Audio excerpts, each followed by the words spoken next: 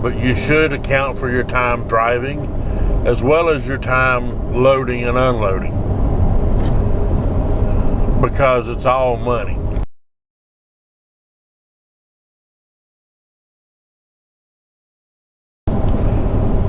I don't know if everyone accounts for all their time, but you should account for your time driving as well as your time loading and unloading, because it's all money. And I say that for this reason.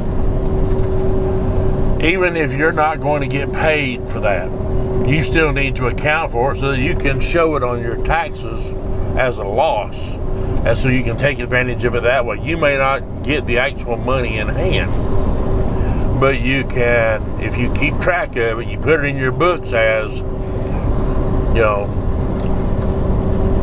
20 hours of detention, for example, or 6 hours of detention. And then you put the rate that you would normally charge, $50, $60 an hour, whatever your rate is that you would charge. And then you bill your broker for your detention, or the shipper if it's a direct contract between you and the shipper. But you bill that detention out, and they pay you whatever they pay you. Well, if they don't pay you the amount that you actually invoice them, then you carry that as bad debt on your books for the rest of the year. At the end of the year, your accountant can take advantage of that and show that bad debt, that uncollected money, as a loss on your taxes. And so that would reduce any tax liability that you may have. I hear about some of the guys out here that, bless their heart, I really don't know how they're surviving. I really don't. But I try to think about what kind of information would be useful and beneficial to share with people.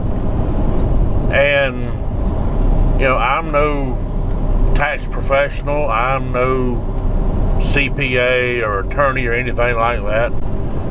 But I know how I do things and how our CPA has told us to do things. And I'm just simply sharing that with you guys.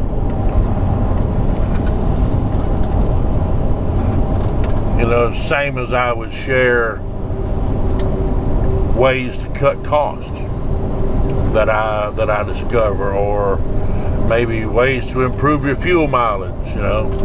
Whenever I think of things like that, or I come across something like that, I'll do my best to try to remember and share it with everyone. My memory isn't what it used to be. They say that's one of the first things to go, right? But I know that there's a lot of small owner-operators out here that's kind of being taken advantage of by brokers, because not that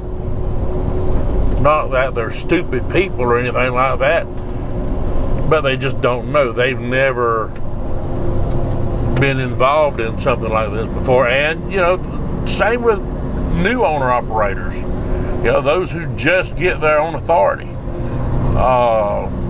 You may not know, you've never experienced anything like this before. This might be your first foray into being an entrepreneur or being self-employed in any capacity. So you just don't know. But you need to, if you buy a candy bar, you should get a receipt for it. If you're buying stuff like you're buying a meal on the road, you need to get a receipt for that and be able to account for that. Give that to your accountant or your tax professional, whether they're doing your taxes, whether they're doing your weekly or monthly or quarterly books for you, give it to them. So just keep that in mind. No matter what you buy, always get a receipt. No matter what the situation, always account for your time And some people even like to, you know, expense their mileage out on their taxes, and that's fine too. If you want to keep a record of your mileage, you know, for your loaded miles and your deadhead miles, write it down. Point A to point B, load number such and such, broker such and such, picked up here, delivered there, beginning mileage, ending mileage. You can be as detailed as you want to be, but no matter how you do it, I would just encourage everyone to account for everything. You know, whether it's time, whether it's you know, out-of-pocket expense, account for it all. Okay? Good luck to you. See you. Bye.